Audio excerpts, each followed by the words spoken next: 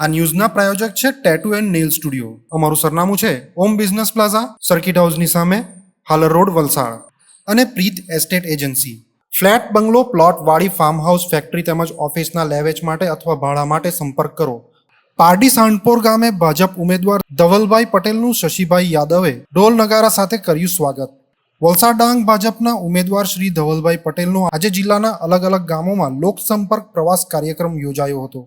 જેમાં આજે તેઓ ગ્રામ્ય વિસ્તાર પારડી સાંઢપુર ખાતે શશીભાઈ યાદવના ઘરે શુભેચ્છા મુલાકાતે આવતા ધવલભાઈ પટેલનું ઢોલ નગારા સાથે તેમજ પુષ્પવર્ષા કરી ભવ્ય સ્વાગત કરવામાં આવ્યું હતું.